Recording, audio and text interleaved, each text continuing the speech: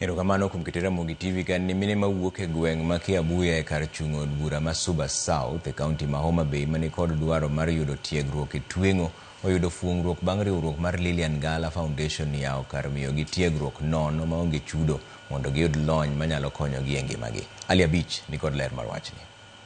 Chenro mar jalo joma mine mondo gibed kod mwandu e lwetgi ma ginyalo sirogo familia mag-gi osebed ka itimo e yore mopogore ka josiasa e kauntis ma Kaluo osebedo kaluorore ka gigo arambe ne mine kendo pesa mowuok e arambe ma kamago ipogo aching' ne mine goeko mar timo ohala. Kata kamano riwruok mar Lilian Ngala Foundation to biro kod yo machielo mar jolo mine nyato mago mayuto gi ni piny e gweng' ma Kiabuya ka chud bura ma Suba South bang' yawo negi kar tiego mine tweng'o ka gitiyo gi charende manyasani mondo giyud lony manyalo konyogi kata mana e kinde mabiro. Launch school mar tailoring.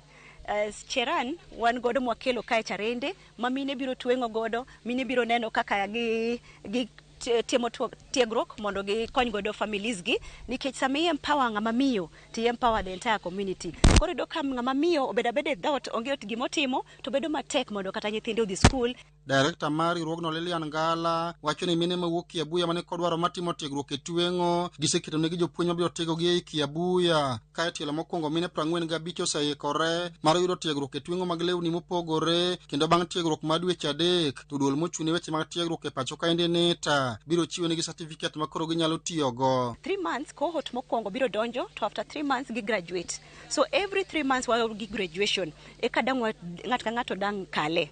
To NETA bende nyaka wadhi opatna gi NETA mondo NETA obi otimno certification. Tiende ni center wa kae ni kata jomo wa Kisumu matimo tailoring biro puonjore kae ma gibed certified. Koro ok wadhi beda ni wan wapuonjore, wadhi bedo a place ma NETA bende time certification gi. Wan gi 45 women, tiende ni namba mamalo kabisa. No project 20 but wayudo ka namba no dhi malo mowingo kaka no paro. Omiyo koro nyaka wambe wapar kaka onyalo medo classes. Kama kuom mine ma osenyiso dwaro ma yudo tiegruok mar tweng'o ywak e dok chien e weche mag ohala ma gisebedo ka gitimo ka giwacho ni yudo tiegruok e tweng'o mag lewni mopogore dhi medo bero ngimagi. Thoth mine dhi nam omo omena to omena gi sani omena koro this ok yudre.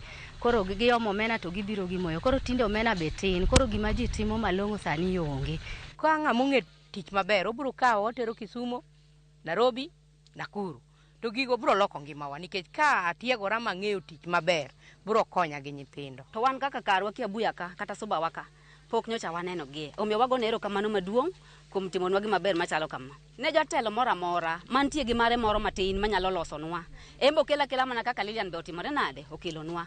Tago ero kamano maduong' nikech an kaka uneno an kani anango wala manyagoyo to sani koro adwa chako timo ang'owa tweng'o tang'eyo ni ka tweng'o kendo adwa dhi gi pacha te kaka uneno tini.